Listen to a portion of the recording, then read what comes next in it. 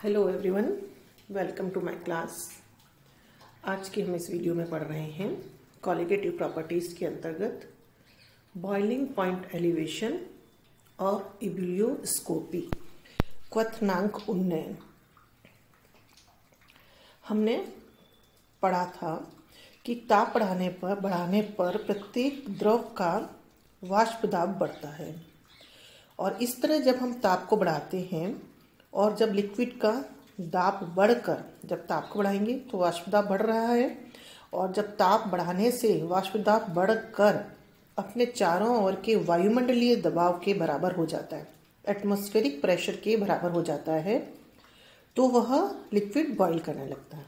हम जानते हैं इसको, और हम इसको आपको पुनः बता रहे हैं कि जब वह लिक्विड बॉईल, क्योंकि हमने बॉइलिंग पॉइंट के बारे में पढ़ा हुआ है, तो जब ताप बढ़ाने पर किसी भी द्रव का वाष्प दाब बढ़कर अपने चारों ओर के वाष्प दाब के बराबर हो जाता है, तो वह द्रव उबलने लगता है, और वह द्रव जिस तापमान पर उबलता है उसको हम क्या कहते हैं? क्वथनांक कहते हैं, बॉइलिंग पॉइंट कहते हैं। ठीक है। और हम ये जानते हैं कि किसी भी अवाष्पशील पदार्थ के विलयन का वाष्प दाब हमेशा शुद्ध विलायक के वाष्प दाब से कम होता है। ठीक है। मतलब सॉल्यूशन का जो वेपर प्रेशर है वह सॉल्वेंट के वेपर प्रेशर से हमेशा कम होता है।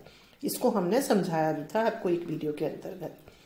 अतः विलयन के वाष्प दाब को वायुमंडलीय दाब के बराबर लाने के लिए, चूंकि विलयन का कम होता है, वाष्प विलायक का ज़्यादा होता है, तो विलयन के वाष्प दाब को वायुमंडलीय दाब के बराबर लाने के लिए जहाँ वह उबलने लगे, हमें विलायक की अपेक्षा अधिक गर्म करना पड़ता है। और दिस इज ओनली, जिसको कि हम कह रहे हैं कि हमें विलयन को अधिक गर्म करना पड़ेगा इन कंपैरिजन टू विलायक। So this is known as boiling point elevation, क्वथनांक उन्नयन कहलाता है। This is also colligative property. जो क्वथनांक उन्नयन है वह भी एक अणुसंख्य गुणधर्म है। अभी तक हमने वीडियोस के द्वारा दो अणुसंख्य गुणधर्म के बारे में पढ़ा है, एक ऑस्मोटिक प्रेशर, एक वेपर प्रेशर लोअरिंग।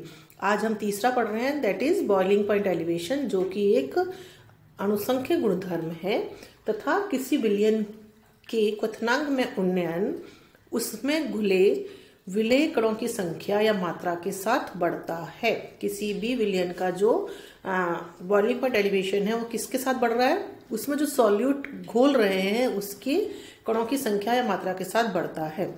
यदि विलेय हमारा अवाष्पशील तथा विलयन में अवियोजित हो, एसोसिएटेड हो, तो क्वथनांक उन्नयन विलेय के अणुभार में वृद्धि के साथ साथ कम होता है। यदि विलेय वियोजित ना हो, डिसोसिएट ना हो, तो क्वथनांक उन्नयन विलेय के अणुभार में वृद्धि के साथ साथ कम होता है। अब हम क्वथनांक उन्नयन का ज्ञात करना देख रहे हैं।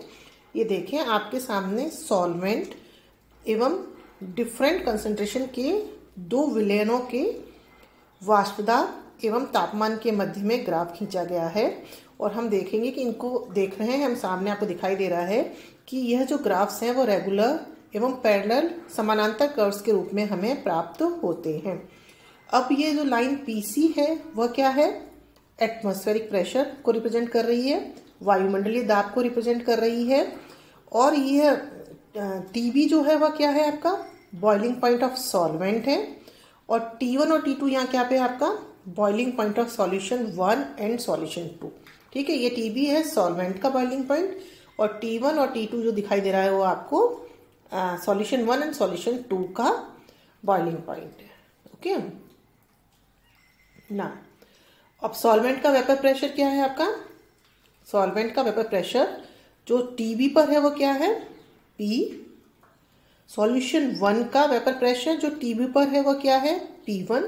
और सॉल्यूशन 2 का वेपर प्रेशर TB पर क्या है? P2। ये आपको आपके डायग्राम मैंने सामने रखा है इसलिए ताकि आप इसको देख सकें। ठीक है। अब हम ये कह रहे हैं कि फॉर वेरी डाइल्यूट सॉल्यूशन, जो ये कर्व्स हैं, जो आपके ये कर्व्स दिखाई दे रहे हैं, ये सॉल्वेंट का, ये सॉल्यूशन 1 का, ये सॉल्यूशन 2 का, वो बहुत ही डाइल्यूट सॉल्यूशन के लिए ये एक पैरेलल स्ट्रेट लाइन की तरह लिया जा सकता है। अभी हम क्या दिखाई दे रहे हैं? रेगुलर कर्व्स दिखाई दे रहे हैं, पर पैरेलल हैं तीनों, और अत्यधिक तनु विलयनों के लिए हम इसको क्या ले लेते हैं?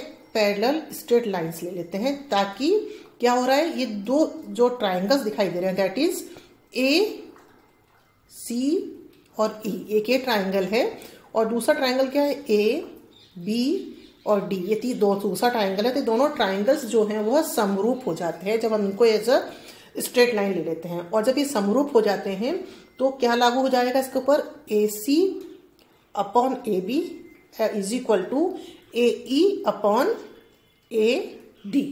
ठीक है, यदि दो ट्राइंगल समरूप है तो यह इसके अंदर लागू होगा, तो A C upon A B is equal to A E upon A D हो जाएगा। और ए सी का मान क्या है, आप देखेंगे कि ए सी को देखेंगे आप, क्या होगा T2, this is T2 minus T B. Okay, ये हो गया ए सी, और ए बी क्या हो गया हमारा T1 minus T B. Okay, और इसी तरीके से आप देखें ए ई और ए डी का मान हमने लिखा है P minus P two upon P minus P1। तो क्या हो गया T2 माइनस टी बी क्या हो गया हमारा, क्वथनांक उन्नयन है। T2 माइनस टी बी क्या है हमारा, डेल्टा T2 है, और T1 माइनस टी बी क्या है हमारा, डेल्टा T1 है। यह क्या है हमारा, बॉइलिंग पॉइंट एलिवेशन है, इज इक्वल टू ये वेपर प्रेशर लोअरिंग हो गया, that is delta P2 upon delta P1। यहाँ delta T and delta P represents boiling point elevation and lowering of vapour pressure in the solvents के अंदर। ठीक है ना। Now from equation 1 it is clear, equation number 1 से एकदम clear हो रहा है कि T2 upon T1 is equal to P2 upon P1 दिखाई दे रहा है। That means delta TB is proportional to delta P। Okay, now according to Raoult's law for dilute solution जो हम पढ़ चुके हैं, that is P minus P S upon P is equal to delta P upon P is equal to, ये हमने निकाला हुआ है और हमने एक वीडियो में आपको बताया हुआ भी है, is equal to small w capital M upon small m into capital W। और हम जानते हैं कि स्मॉल जो वर्ड है वो यूज कर रहे हैं हम सॉल्यूट के लिए, और कैपिटल जो है वो हम यूज कर रहे हैं सॉल्वेंट के लिए। और यहाँ पे क्या है, weight of solute and molecular weight of solute and solvent है। ठीक है, तो इसको हम सिंप्लीफाई कर रहे हैं तो क्या हो गया, delta P is equal to P into, ये सामने आपके लिखा हुआ है। और फॉर नॉन सॉल्वेंट हम जानते हैं, किसी भी नॉन सॉल्वेंट के लिए हम जानते हैं कि M and P are constant, so we can write delta P is proportional to small w upon small m up into capital W। ठीक है, और इक्वेशन 2 और 3 से क्या है, delta TB is proportional to delta P, और delta P किसके proportional है, इसके, तो क्या हो जाएगा, delta TB is proportional to this thing. Okay, तो इक्वेशन 2 एंड 3 से क्या हो गया आपका, ये देखें, delta TB is proportional to small w upon small m into capital W। The same कि small indicates for solute and capital indicates for solvent. और अब इसको हम सॉल्व देख रहे हैं तो हम क्या है, जब समानुपाती का चिन्ह हटा रहे हैं तो हमने लगाया एक constant that is small kb, जिसको कि हम कहते हैं बॉइलिंग पॉइंट एलिवेशन कांस्टेंट। ठीक है, अब यदि small w upon small m is equal to 1 mole and capital W is equal to 1 gram, ठीक, तो इन दैट केस क्या हो जाएगा, इन द का मान 1 हो गया, और delta TB is equal to क्या हो गया, स्मॉल kb। इसकी परिभाषा क्या होगी, इसको हम किस तरीके से पढ़ेंगे कि यह बॉइलिंग पॉइंट एलिवेशन कांस्टेंट किसके बराबर है, उस बॉइलिंग पॉइंट एलिवेशन, उस क्वथनांक उन्नयन के बराबर है जो कि 1 ग्राम मोल अवाष्पशील विलेय को 1 ग्राम सॉल्वेंट में घोलने पर उत्पन्न होगा। ठीक है, ये हो गया हमारा इसकी परिभाषा जो हमने बताई कि हमने किसको कितना कितना हमने लिया सॉल्यूट एंड सॉल्वेंट, और उससे जो प्राप्त हुआ है बॉइलिंग पॉइंट एलिवेशन। तो केबी की परिभाषा हमने बता दी, that is boiling point elevation constant किसके बराबर। अब जनरली सॉल्वेंट का जो वेट है, हमने अभी इसमें सॉल्वेंट का कितना लिया, 1 ग्राम में लिया, तो जनरली हम कह रहे हैं कि सॉल्वेंट का वेट हम 1000 ग्राम लेते हैं, दैट इज 1 किलोग्राम, जिससे कि क्या है कि कंसंट्रेशन जो है सॉल्वेंट की, इसको हम मोललिटी में एक्सप्रेस कर सके।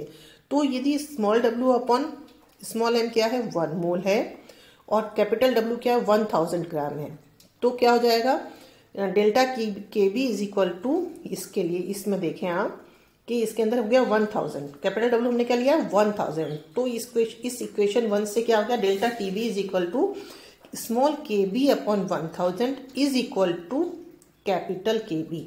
तो स्मॉल kb का मान क्या हो गया, 1000 कैपिटल KB। ठीक है, अब इस स्मॉल kb का मान हम इस इक्वेशन में रखें। इक्वेशन 4 में तो हमारी क्या हो जाएगी, delta T B is equal to 1000 KB into वो हमने 1 लग कर दिया था इसके बाद में, बल्कि हम कहें कि उसका मान हम इस जगह पे रखें इसी इक्वेशन 1 में। तो इक्वेशन ए हमारी क्या हो जाएगी, delta T B is equal to 1000 KB into small w upon small m into capital W। अब यदि इन सब का मान 1 है तो क्या हो जाएगा, delta T B is equal to KB। ठीक है, तो यहाँ ये क्या हो गया, delta T B is equal to capital KB, मतलब